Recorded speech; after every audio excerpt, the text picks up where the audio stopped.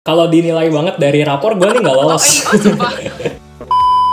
Pemerintah Jepang langsung ngasih 100% biaya kuliah gratis ya. Dan juga duit jajan ya sekitar 15-16 juta kalau dirupiahin ya. Oleh karena itu, pada video kali ini aku bakal ngundang temenku yang ikutan beasiswa ini sekaligus penerima beasiswa Monbuka Gakusho tahun 2022 untuk program D2.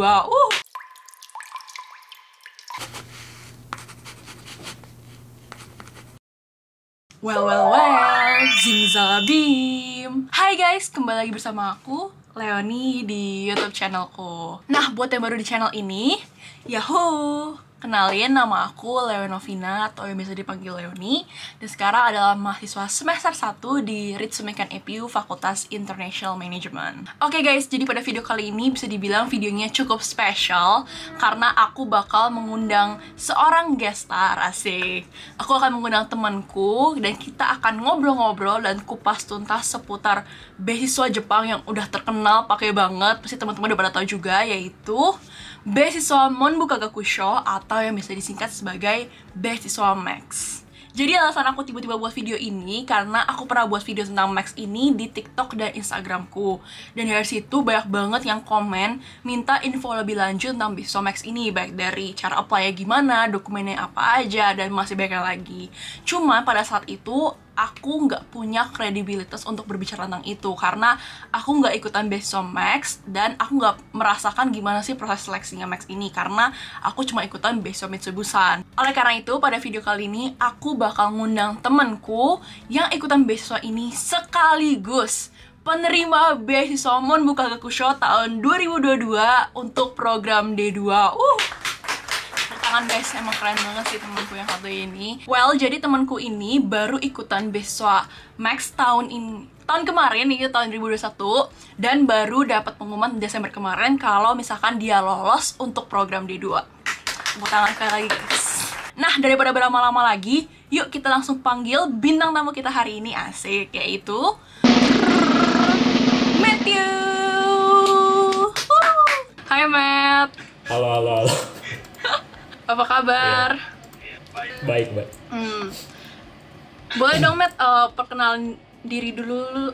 Ya, jadi nama gue Matthew Krisus Susanto, gue umur 18 tahun dan gue alumni dari SMAK 3 BPK Penabur Jakarta. Kali ini kita bakal ngomongin tentang program beasiswa Monbuka Gakusho atau Max. Disclaimer dulu, gue sebelumnya masih belum lulus dari beasiswa, jadi mungkin kurang nggak ada kredibilitas karena saat ini masih di tahap secondary screening.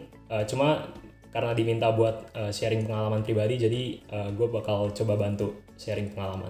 Gak apa-apa Matt, menurut gue dengan lu berbagi kepada teman-teman semuanya, siapa tahu ntar Tuhan memberikan jalan terbaik buat lu. Ntar tiba-tiba Desember keterima pengumumannya. Amin. Siap. Nah guys, jadi aku udah ngerangkum dan pilih beberapa pertanyaan juga yang kalian tanya di komen TikTokku. Dan sekarang kita bakal kupas tuntas dan bahas semuanya di video ini. Jadi ditonton sampai akhir ya guys. Oke Matt, kita langsung ke pertanyaan pertama aja ya. Kan mungkin masih banyak nih teman-teman di luar sana dan teman-teman yang nonton ini belum tahu nih Matt, sebenarnya apa sih beasiswa Monbuka Gakusho atau Max itu? Dan mungkin lu bisa kasih background singkat dulu, ini beasiswanya apa, dan waktu itu lu tahu pertama kali beasiswa ini tuh dari mana sih? Dan kapan? Iya, jadi beasiswa Max ini itu satu beasiswa yang langsung dikasih dari Menteri Pendidikan Budaya Jepang untuk negara-negara yang punya hubungan diplomat dengan Jepang ya. Jadi dan beasiswa ini ngasih ke lulusan SMA dan juga untuk yang mau ngambil S2, cuma mungkin dari pelaksanaan ujian dan pendaftarannya beda waktu gitu. Dan gue tahu beasiswa ini pertama kali karena dulu kan emang dari kelas SMP gue udah tertarik sama budaya Jepang, dan karena punya ketertarikan gue cari cara buat bisa kuliah di Jepang. Cuma karena kuliah Jepang secara self-funded itu kan biayanya lumayan mahal ya, jadi gue coba cari kalau ada beasiswa gitu. Nah, yang pasti ditemuin sama semua orang yang nyari beasiswa buat ke Jepang itu pasti beasiswa dari Max ini karena dia paling lengkap dan paling, bisa dibilang paling elit ya, karena terkenal banget gitu. Terkenal banget sih. Iya. kalau Max sendiri ini tuh cakupan beasiswanya tuh apa sih? Apa aja yang dibayarin gitu sama si Max ini? Iya, jadi kalau Max ini bisa dapat apa aja. Yang pertama pasti kuliahnya gratis ya.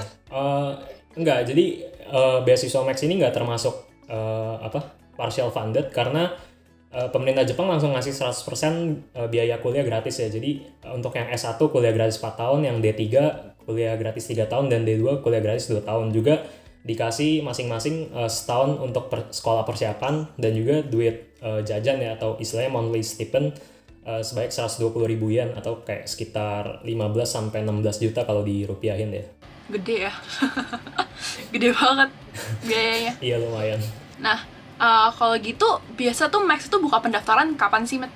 Dia bakal setiap tahun di bulan April sih. Itu biasanya segitu, cuma tanggal pastinya nggak tahu, tapi selalu di bulan April untuk daftarnya. Berarti lu apply tahun ini tuh April 2021 ya?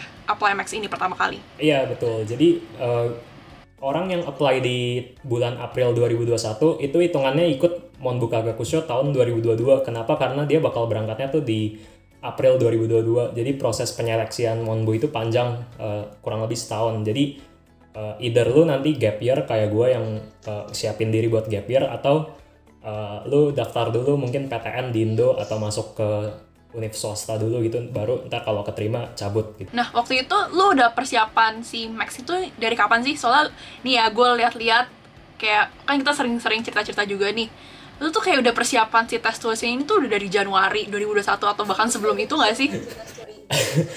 Iya, iya betul, iya bener sih, karena gue kan emang kepengen banget kuliah ke Jepang, dan juga kepengen banget dapat beasiswa Max gitu. Jadi dan gue udah tahu dari kelas 10 kan. Cuma karena dulu gue idealisme gue tuh maunya ngambil S1.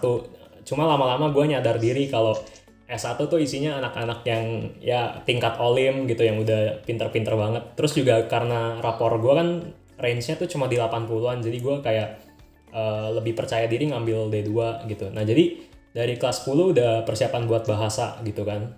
Cuma untuk materi-materinya gue cuma seling-selingin aja, karena di penabur itu kan padat ya tiap hari, jadi nggak terlalu bisa banyak belajar. Nah jadi gue fokus belajarnya itu pas di kelas 3 sih. Oh, jadi bener-bener baru belajar-belajar yang bener-bener fokus tuh di pas Di kelas 3, iya. Kelas 3-nya ya.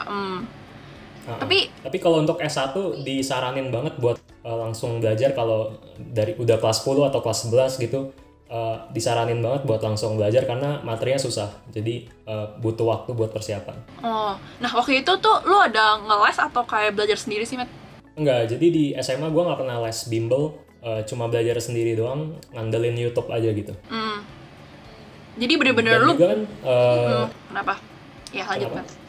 Dan juga materi ujian D2 itu kan nggak sesusah S1 ya, jadi materi ujian D2 tuh lebih bahkan mirip sama tingkat SMA.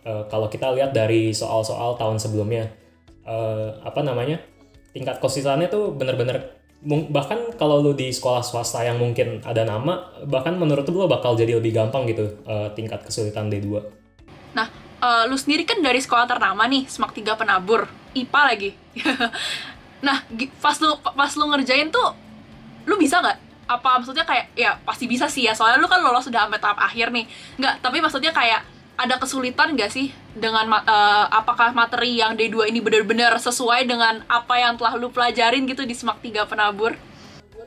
Jadi untuk ujian tahun ini, gue nggak bisa ngomongin materi ujiannya karena itu kan dilarang sama kedubesnya. Cuma yang mau ikut D2 itu bisa lihat-lihat materinya dari tahun-tahun sebelumnya ya, soal-soal tahun sebelumnya. Jadi lu bisa akses soal-soal itu dari web kedubesnya gitu. Jadi dia langsung ada link gitu buat ngelihat soal-soalnya gitu untuk tingkat kesulitan. Kalau gue sendiri ya gue cuma bisa puji Tuhan aja sih udah bisa lolos sampai sini gitu. Berarti intinya bisa ya, misalnya sesuai gitu ya. Nah kalau misalkan kalau belajar bisa lah. Ya. Kalau belajar bisa. Tapi kalau D3 S1 tuh materi-materinya tuh gue denger gosip ya, katanya itu tingkatannya tuh nggak kayak tingkatan SMA Indo, tapi kayak tingkatan SMA Jepang nggak sih, Matt? Apakah itu Iya, benar? kalau S1-nya iya betul. S1 tuh benar-benar susah ya, khususnya untuk yang IPA. Kalau IPS mungkin masih eh, kalau di SMA belajar benar-benar mungkin masih ada yang bisa. Tapi kalau di IPA itu materinya benar-benar susah gitu, dan matematikanya itu mirip kayak A level dan EJU ya. EJU itu ujian yang diambil oleh pelajar asing buat masuk ke univ negeri Jepang biasanya gitu. Jadi emang susah kalau kita lihat dari soal-soal tahun sebelumnya. Dan itu kenapa gue saranin buat yang mau ngambil S1 langsung belajar aja secepat mungkin karena materinya susah banget gitu. Kalau untuk D3 dia sedang-sedang lah gitu. Bisa dibilang lumayan mirip sama materi Indo tapi ada juga yang nggak mirip gitu, khususnya untuk matematikanya. Kalau untuk fisika sama kimia nggak sesusah itu sih kata temen gue gitu. Tapi tadi kan lu bilang, Matt, IPS tuh kalau misalkan belajarnya di SMA bener-bener pasti bisa ya, Matt? Tapi kok gue nggak bisa ya, Matt? Maksudnya, waktu kan ini gue bersyukur gue kan ikut misi Busan. Bersyukur gue sampai lolos sampai tahap tes tulis ya. Karena gue lolos sampai tahap tes tulis kan, ya berarti kan gue nggak tahu nih harus belajar dari mana. So akhirnya gue coba-coba Iya. buka soal-soal S1-nya IPS, mau buka buku Sosimax ini. Tapi pas gue ngeliat soalnya nggak ada yang bisa gue Nggak ada yang kerjain, bisa ya? woy. Nggak ada yang bisa. Berarti susah berarti. Itu kayak bukan soal-soal IPS, woy, sumpah. Iya Kayak sih. Soalnya ada materi pelajaran jurusan IPA sih kalau gue lihat yang dari soal sebelumnya. iya Ya. makanya Jadi mungkin orang bahkan bener. Jadi Kenapa? anak IPS mungkin harus Kenapa? pelajarin materi IPA juga gitu untuk di soalnya SMP, apa namanya SMA. yang soalnya yang D2 kan gue sering lihat D2 juga tuh, nyoba-nyoba soal-soal D2 itu Gampang ya? bisa enggak Bisa ya? Met, bisa, cuman ada soal-soal tuh yang materi IPA walaupun D2 Oh, ya, iya, materi bener-bener. kayak yang kayak lingkaran, eksponen, logaritma, gue Iya, nggak pernah belajar bener-bener. itu woy, di SMA, di Trigonometrinya, IPS nggak tahu iya. sih. Ini antara sekolah gue yang nggak Iya, belajar iya. atau gimana, cuman D2 aja Enggak. Sekolah buat lu juga anak ada nama IPS soalnya. susah. Aduh, oke, lanjut. Tadi kan lu bilang ada D2, ada D3, sama S1 kan? Nah, sebenarnya perbedaan yang paling menonjol, paling mencolok tuh apa sih dari tiga ini? Mungkin ada dua hal ya. Yang pertama ini ya, apa namanya, tingkat kesulitan ujiannya yang tadi gue bilang, sama yang kedua itu jurusannya. Jadi kalau jurusan D2 tuh dia variatif banget. Ada bisnis and tech, ada fotografi atau videografi gitu. Terus ada juga kulineri, ada juga buat jadi suster segala macam. Jadi dia yang emang lebih ke dipersiapin buat langsung terjun ke lapangan kerjaan gitu. Nah kalau D3 tuh emang khusus teknik gitu. Kosen itu khusus teknik. Jadi mau komputer, mau mechanical atau apapun itu yang berbau teknik ada di D3. Nah kalau S1 dia kebagi dua ya, ada IPA IPS. Nah tapi IPA-nya sendiri ada ABC gitu. Jadi berbeda sesuai pilihan jurusan. IPS pun ada IPS A dan IPS B gitu. Jadi dia jurusannya beda-beda sih, iya. Nah, kalau di Max itu sendiri terbuka untuk semua jurusan nggak sih, Matt? Apa kayak ada beberapa jurusan yang nggak available? Contohnya nih kayak di Mitsui Bussan ya. Di Mitsui Bussan tuh kita nggak bisa ambil medicine atau berhubungan dengan kedokteran tuh. Nah, kalau di Max itu sendiri bisa nggak sih? Kalau di Max itu disaraninnya ngambil jurusan yang emang udah ada di tabel pilihannya, karena kalau kita milih tulisnya jurusan yang nanti kita pilih sendiri gitu, kayak nanti kan di application formnya ada others gitu. Nah kita kan bisa tulis apa yang kita mau. Nah tapi itu nggak disaranin karena lu bakal ngurangin tingkat penerimaan lu ikut beasiswanya gitu, karena bisa aja jurusan yang lu mau katanya di Univ Jepang tuh nggak ada gitu. Nah terus kalau untuk medicine atau kedokteran segala macem ada di IPA, itu namanya IPA C. Tapi juga nggak tahu ya, tergantung orang sih. Tapi kalau gue bilang gue nggak saranin. Kenapa? Karena selama ini dari Indo nggak pernah ada yang lolos untuk jurusan kedokteran ya. Khususnya untuk 10 tahun terakhir lah gitu. Itu kayak nggak ada deh. Nggak ada malah gitu. Oh my god. Jadi dari total, kan Max juga seleksi di negara lain ya. Jadi dia seleksi di seluruh dunia. Nah dari seluruh dunia ini yang nerima S1 tuh kedokteran kayak cuma 1-2 orang gitu. Dikit banget pokoknya. Tiap tahunnya ya, Oh my tiap God. tahun. Alasannya tuh kenapa, Matt? kenapa dokter tuh jarang banget? Soalnya Kayak ada apa gitu? Karena yang di Indo itu kan biasa orang bilang lu kalau ngambil IPA bahasa Jepang pun nggak bisa nggak apa-apa gitu. Sebenarnya makin kesini tuh Max ini ya persaingannya makin ketat juga. Untuk yang mau ngambil jurusan kedokteran itu bener-bener harus bahasa Jepangnya bagus gitu, N2 N1, karena lu kalau mau ngambil dokter di Jepang itu tuh level, jadi di Jepang itu pendidikannya kalau lu ngambil bidang dokter itu tuh kayak istilahnya lu dewa gitu, karena susah banget. Dan orang-orang Jepang yang ngambil bidang kedokteran pun itu orang-orang yang bisa bilang pinter banget dan ambis banget gitu, jadi belajarnya kayak udah setiap hari 16-20 jam gitu. Nah kalau orang Indo masuk dokter Jepang itu pasti kayak bener-bener keteter, apalagi lu nggak bisa bahasa Jepangnya. Jadi kalau lu mau dokter pastiin sendiri kalau bahasa Jepang lu emang udah mungkin level N1 gitu, karena nantinya lo pas belajar di Jepang itu kan bakal banyak banget istilah-istilah biologi atau kimianya gitu buat masuk ke jurusan kedokteran lo gitu. Jadi susah banget, bener, hampir nggak bisa lah gitu. Tapi emang sih, gue kan beberapa bulan belakangan ini kan jadi sering nonton Jepang kan, drama Jepang. Sumpah. Nah itu gue pas banget gue nontonnya tentang dokter gitu, itu An Incurable Case of Love, kalau tahu Takeru Sato. Itu kayak emang bener. Pokoknya itu kayak bener-bener dokter tuh kayak didewain banget, kayak jurusan yang paling apa ya, yang paling tinggi gak sih kalau di Jepang tuh, karena saking susahnya dan saking ketatnya itu. Betul. Bener. Kira itu cuma drama doang. Ternyata emang terjadi di kehidupan nyata ya berarti. Bener. Oke, lanjut ya Matt. Nah, untuk persyaratan dan dokumen yang harus dipersiapkan tuh ada apa aja sih untuk Max ini? Buat detailnya mungkin bisa cek ke web kedubesnya, karena di situ bakal dijelasin secara detail, tapi secara garis besar pasti rapor. Nah, untuk tahun ini rapor yang dipakai itu semester 4, semester 5 ya. Tapi nggak tahu tahun ke depan buat di screening dokumen bakal pakai rapor semester 4, semester 5 atau semua rapornya, gue nggak tahu. Dan juga nggak perlu diterjemahin, karena untuk primary screening itu kan yang cek nanti kedubes, jadi nggak perlu diterjemahin. Tapi nanti pas secondary screening lo harus terjemahin dokumennya gitu. Terus yang dibutuhin surat rekomendasi dari, gua saranin dari kepala sekolah sih, tapi kalau mungkin nggak bisa dari guru lain juga boleh.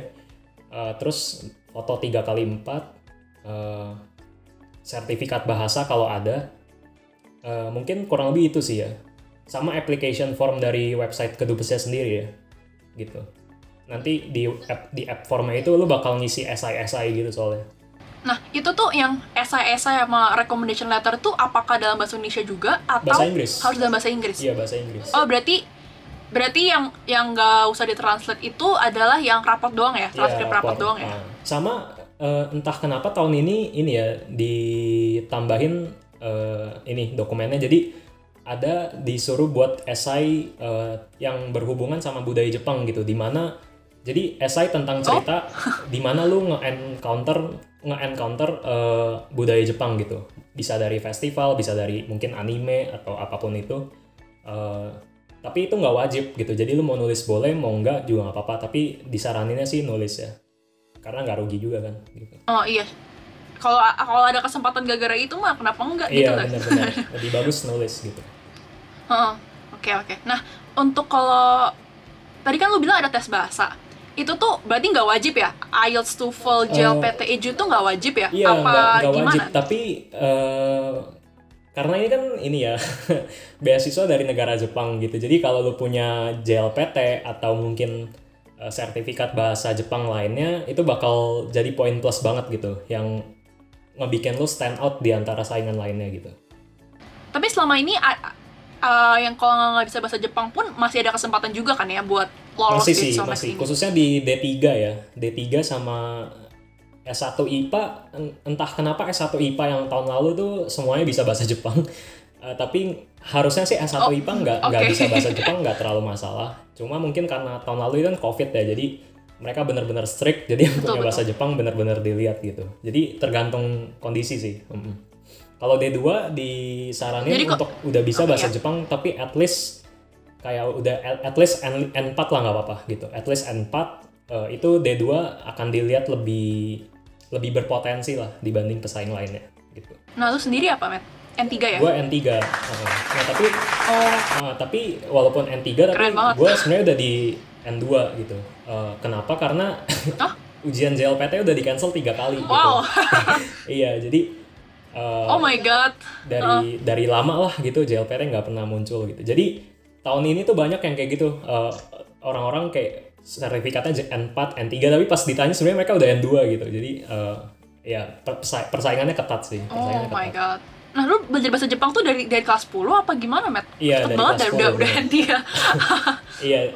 Iya, dari kelas 10 cuma karena gue dulu kadang niat, kadang enggak gitu. Jadi anget-angetan. Sebenarnya orang yang normal gitu ya kalau lu belajar dari kelas 10 itu udah harusnya N1 pas lulus gitu. Itu normal. Sumpah, demi apa? Seriusan. Oh my god. Soalnya kan span waktunya 3 tahun kan, jadi harusnya udah N1 sih. Iya. Oke. Nah, ini juga banyak banget nih yang nanya. Kalau lulusan SMK atau sederajat itu bisa daftar beasiswa Max ini juga nggak sih? Soalnya kan Mitsubishi tuh bahasa SMK tuh nggak bisa apply tuh. Iya, nah, kalau Max sendiri tuh gimana? Kalau di Monbu sendiri bisa, karena di S1 pun udah ada yang awardee yang ini ya, lulusan SMK. Untuk D3 juga bisa, D2 juga bisa gitu. Jadi tapi lu kalaupun lulusan SMK, lu harus belajarnya lebih keras dari lulusan SMA gitu, karena materinya kan di SMK nggak lengkap ya. Jadi lu harus sesuaiin diri sendiri gitu, karena ya susah soalnya, apalagi kalau lu mau ambil S1 gitu. Tapi sebenarnya semuanya bisa ya, asalkan kita mau berusaha untuk belajar.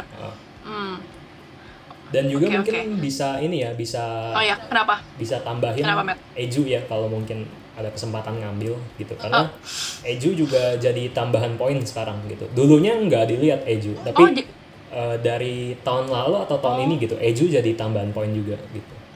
Jadi kalau misalkan orang A sama orang B ini sama-sama gitu, tapi ternyata orang A punya EJU atau JLPT, dia bakal lebih prefer si orang A ini ya? Dilihat harusnya, iya. Oke. Nah, tadi kan lu sempat bilang nih kalau misalkan Max tahun ini tahapan seleksinya tuh aneh ya. Paling aneh dari tahun-tahun sebelumnya. Emang kenapa sih anehnya tuh, kenapa berbeda dari sebelumnya tuh, kenapa, di mananya? Karena untuk pertama kalinya Monbu ngadain ujian online gitu. Jadi tahun ini tuh ada online dan offline gitu.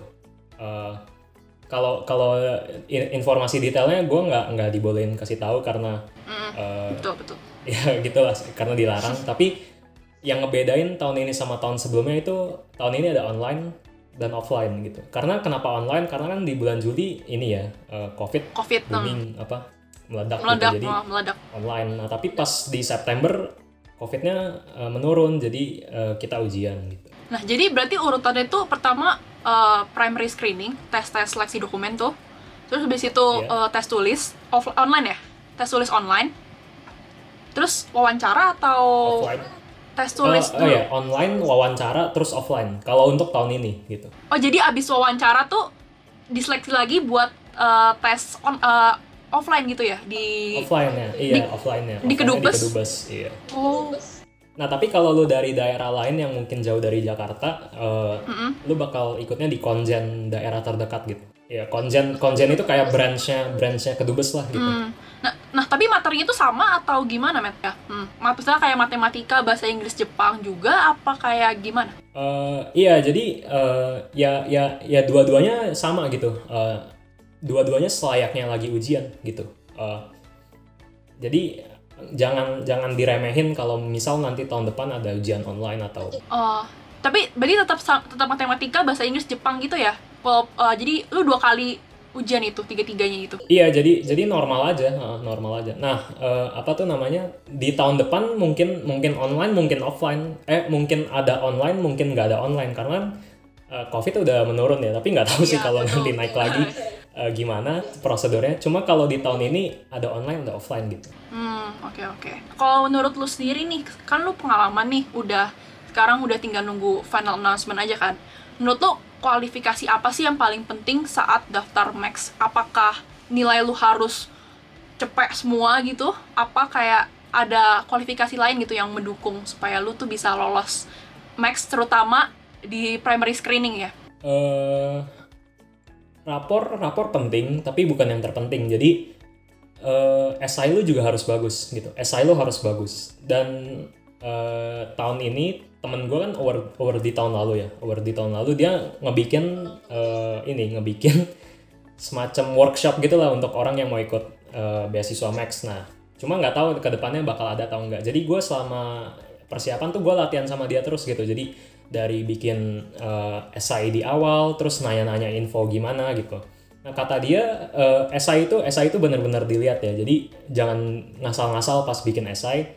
Terus rapor itu selama lu ngemenuhin persyaratan kayak S1 kan 84, D3 80, D2 80. Jadi selama rata-rata lu selama di sekolah SMA itu setidaknya di 80-an gitu, itu lu harusnya bisa gitu. Apalagi kalau lu punya JLPT, punya EJU, punya IELTS ya mungkin, karena IELTS sih nggak dibilang sebagai poin plus, tapi kalau lu punya ditambahin aja nggak apa-apa gitu. Dan SI itu benar-benar penting gitu. Jadi SI-nya nggak boleh ngasal-ngasal ya, karena itu menentukan banget SI gitu. Nah tapi yang menentukan lu nantinya lolos ke secondary itu ya tentunya ujian tulis gitu. Ujian tulis itu yang bakal jadi faktor terpenting gitu. Seberapa bagus performa lu ngerjain ujiannya, itu yang bakal nentuin lu nantinya lolos atau enggak gitu. Jadi rapor terus dokumen-dokumen lain itu sekedar di ini doang ya, di primary screening, di dokumen screening gitu. Selebihnya itu bergantung banget sama nilai ujian tulis lu gitu. Jadi sebenarnya yang pertama itu primary screening tuh berarti nilai lu. Soalnya nilai lu nggak harus pinter-pinter banget, cuman yang kayak nggak harus pinter-pinter masih banget, memenuhi iya. kriteria. Yang penting memenuhi kriteria kalau sama yang penting dari rapor gue nih nggak lolos. Soalnya gue kan daftar Mitsui juga kan pas Januari kemarin. Nah itu gue nggak lolos gitu karena rapor gue tuh cuma setara di 80-an gitu. Jadi maksudnya nilai rapor 80 tuh masih bisa kemungkinan lolos primary screening dong ya? Iya, Tinggal gimana lu bikin esainya, motivation letter gitu-gitu. Lu harus cari cara gimana lu layak untuk lolos gitu. Lu kan kekurangan di nilai nih. Nah, lalu harus cari cara sendiri gimana at least value lu bisa sebanding atau bahkan lebih dari pesaing lu gitu. Nah, untuk tes tulisnya sendiri tadi itu lu berarti belajar sendiri apa kayak nonton YouTube atau gimana tuh, Matt? Karena kan iya, gue bener-bener belajar sendiri. Jadi karena apa ya? Karena Max itu beasiswa Jepang yang paling elit, tapi nggak semua orang tahu gitu loh. Karena orang yang pinter itu biasa udah kesedot ke NTU NUS atau nyari beasiswa di negara lain gitu. Jadi dan juga nggak terlalu banyak peminat. Banyak, tapi mungkin orang-orang yang pinternya, yang ambisnya tuh lebih ke variasi ya, ada yang ke PTN segala macam. Nah jadi Max ini nggak punya channel di pasar ini ya, pasar bimbel Indo tuh nggak ada gitu. Orang kalau lu nanya ke tutor di bimbel mereka nggak paham beasiswa Max apaan gitu. Nah jadi susah. Nah gue belajar sendiri gitu. Temen gue juga belajar sendiri gitu. Kalau yang S1 itu disaranin buat pakai buku yang ini ya, Calculus by Purcell buat ujian matematika ya, karena ujian matematika susah banget gitu, bener-bener susah itu. Walaupun soal induknya sedikit, tapi soal anaknya tuh banyak dan lu cuma punya waktu 1 jam gitu. Jadi betul. lu baru lihat soalnya pertama kali sesusah itu, dan waktu pengerjaan lu 1 jam gitu. Jadi harus bener-bener prepare gitu. Nah kalau D3 berdasarkan soal-soal tahun sebelumnya sih nggak sesusah S1, tapi dia kayak di tengah-tengah gitu. Jadi materi yang dari SMA ada, tapi materi yang di luar SMA juga ada. Kalau D2 tuh materi yang SMA gitu. Jadi kalau gue cuma belajar dari YouTube aja gitu. Jadi dari YouTube sekarang ini baru-baru ini mulai banyak pembahasan tentang soal-soal tahun sebelum dari Monbu gitu. Jadi bisa dipakai buat bahan pelajaran. Selebihnya materi sekolah harusnya udah oke sih kalau D2 doang gitu. Lu nggak mau share lu belajar di mana, Matt? Yang kakak kelas lu itu? temen lo itu? Itu namanya Soles Max Training. Soles itu SOLACE, Soles Max Training. Dia ada Instagramnya, tapi karena tutornya cuma 2 orang, jadi 2 orang ini sama-sama teman gue gitu. Nah, yang satu S1, yang satu D3 gitu. Nah, cuma nggak terlalu berjalan lancar karena mereka kan sibuk prepare juga. Mereka kan lagi sekolah persiapan gitu, jadi sibuk banget. Oh iya. Nah, jadi nggak tahu kedepannya bakal dilanjutin atau enggak gitu. Soalnya tahun ini tuh baru percobaan doang gitu. Iya, kalau berarti kan tadi kan kakak kelas lu S1, ada yang D3, berarti abis ini lu yang D2 dong, Mek? Iya benar. biar komplit gitu, Met. Bener. Satu pergaulan udah ada semuanya gitu. Ntar kalau Iya, misalkan lolos ada tutornya masing-masing. ada tutornya masing-masing. Tapi nggak tahu sih kedepannya bakal dilanjutin Oke. atau enggak. Tapi mungkin nanti di follow up aja kalau mungkin ada gitu ya. Nah, tadi kan tes tulis tuh. Kalau wawancara sendiri, wawancara tuh pakai bahasa Indonesia atau pakai bahasa Inggris sih, Mat, jadinya? Nggak boleh Indonesia gitu. Kalau lu Indonesia lu langsung tetot. Nggak boleh. Oh, sumpah. Jadi benar-benar harus bahasa Inggris ya? Iya. Jadi, gue kira boleh Indonesia. Soalnya kan kita kan nggak perlu ngelampirin IELTS TOEFL kan. Jadi kayak gue pikir sebenarnya gimana ya? Lu mau pakai bahasa Indonesia pun nggak, mungkin ditegur kali ya. Gue juga nggak tahu. Cuman sangat disarankan nggak pakai bahasa Indonesia gitu. Juga lu harus, kalau lu bisa bahasa Jepang dan lu pakai bahasa Jepang itu benar-benar pointless gitu. Itu benar-benar kayak dilihat banget lah gitu.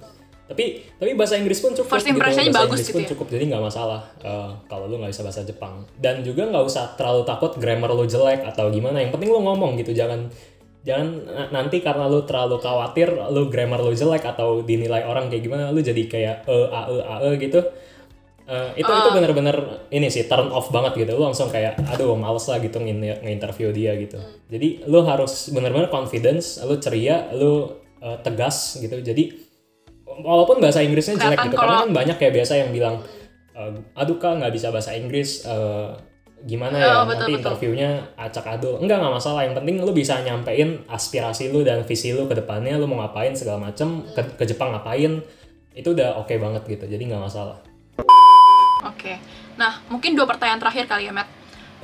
Kedua terakhir nih, apa yang lu lakuin supaya lu tuh bisa tampil menonjol dibanding beribu-beribu pendaftar yang lain? Kalau dari tahap screening dokumen, lu bener-bener harus bikin esai gitu. Jadi gue esai tuh bikin kayak berapa kali gue revisi lagi. Dan gue nanya banyak orang, kayak ke awardee teman gue ini, terus kayak ke guru gue gitu, kayak nge-review dong esainya gimana sih menurutnya, udah oke belum kalau kayak gini gitu. Nah terus juga dari surat rekomendasi ya, surat rekomendasinya jangan kayak template banget yang terlalu mainstream gitu. Surat rekomendasinya kayak kan kadang murid sama guru nggak punya relasi dekat, jadi kayak cuma langsung dipakai template dari sekolah, itu bener-bener jelek gitu. Jangan kayak gitu.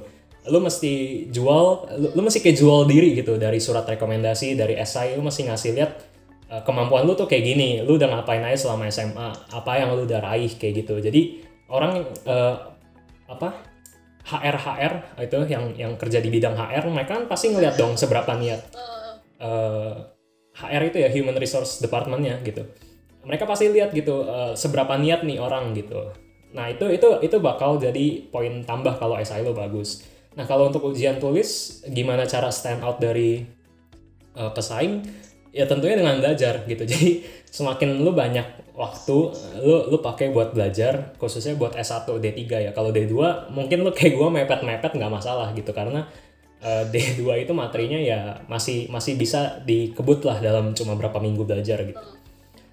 Terus kalau untuk interview gimana cara stand out, itu lu yang gue bilang tadi, bener-bener dari aura lu gitu. Aura lu tegas, aura lu confidence, aura lu ngomong jangan patah-patah, dan lu jangan mainstream gitu. Kayak orang ditanya gitu ya, kenapa mau ke Jepang? Oh ya karena gue suka anime. Itu udah dijawab sama ribuan orang gitu. Jadi interview pun kalau gue jadiin diri gue sebagai interviewer, gue udah enak denger jawaban kayak gitu. Kalau sebisa mungkin kasih poin yang nggak biasa gitu. Kayak gue nggak bisa ngomongin gue nggak bisa ngomongin sih.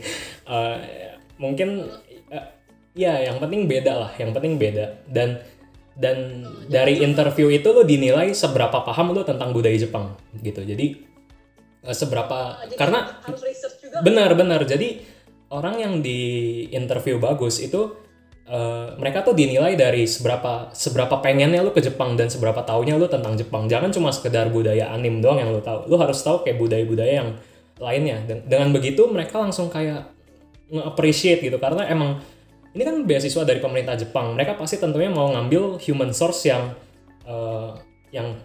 bagus ya, yang superb, yang kualifikasinya bagus dan tentunya ngerti banget sama budaya Jepang gitu. Karena lu nantinya diharapkan di masa depan untuk jadi jembatan antara Jepang dan Indo gitu. Bukan cuma sekedar datang ke Jepang have fun, foya-foya gitu. Kurang lebih kayak gitu. Nah, kalau secondary screening ya udah lu pasrah aja sama Tuhan, lu nggak bisa ngapa-ngapain soalnya. Iya. Betul. Setuju. Itu tinggal gimana Tuhan. Iya benar. Iya, lu nggak bisa ngapa-ngapain, bener. Yang terakhir nih, Matt. Bentar. Oke, ada saran gak sih buat temen-temen nih yang mungkin mau daftar beasiswa Max tahun depan? Kira-kira apa persiapan yang bisa dilakukan sekarang sebelum daftar beasiswa Max? Kayak apa sih yang menurut tuh paling vital, paling penting untuk dipersiapkan mulai dari sekarang? Sebenarnya nggak ada saran pastinya ya, karena sebenarnya semua orang juga udah tahu harus ngapain kalau mau ikut beasiswa. Tentunya belajar gitu. Dan seberapa keras lu belajar, seberapa kreatif dan seberapa cepet lu ngemahamin materinya, itu yang bakal ngebikin lu gampang buat ngerjain ujiannya ya. Dan tentunya ini sih ya, lu bener-bener emang kepengen ke Jepang gitu. Karena kalau lu cuman setengah hati ke Jepang, nantinya pun kalau lu keterima ke Jepang nggak tau mau ngapain gitu. Jadi kalau lu pengen ikut beasiswa ya, beasiswa Max khususnya, tipsnya ya lu emang punya satu kerinduan buat ke Jepang dan lu lakuin yang terbaik sih, itu aja. Lakuin yang terbaik dari lu jangan pernah nge-underestimate kayak ya ini cuma tahap dokumen nih, tahap interview. Semuanya dilihat gitu, semuanya dinilai dan seberapa konsistennya lu ngebikin performa lu bagus di setiap screening, itu yang tentunya bakal jadi pertimbangan ya gitu. Wah sih, keren banget sih Matt, cerita pengalamannya sumpah.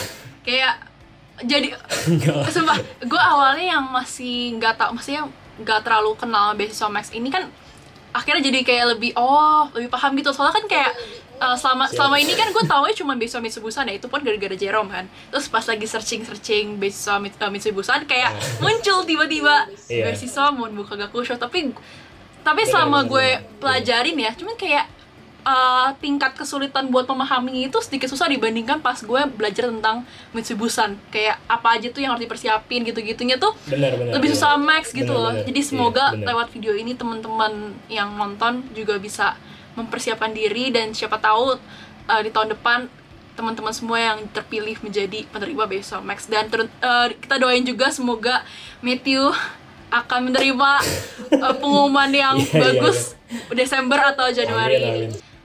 Thank you banget Matt, sumpah atas waktunya udah nyempatin diri. Iya, sama-sama. Berbagi kepada teman-teman semuanya. Semoga nanti kalau misalkan keterima, kita undang lagi ya guys. Kita kesini, kita dengar sebagai penerima beasiswa. Kalau sekarang kan sebagai pendaftar nih, sampai secondary screening. Ntar kita undang lagi kalau misalkan keterima. Oke. Thank you banget Matt, sumpah. Iya, sama-sama. Oke guys, sekian dari video kali ini. Semoga video ini dapat membantu teman-teman, khususnya bagi yang mau mendaftar beasiswa Max tahun 2022 nanti. Dan jangan lupa untuk like, comment, dan subscribe channel ini ya. Dan gak lupa, aku juga ingin mengucapkan terima kasih kepada Matthew yang sudah bergabung bersama kita pada hari ini dan berbagi tentang pengalamannya ikutan beasiswa Max. Sekian dari video kali ini. Jangan lupa senyum dan semangka. See you in next video. Bye-bye.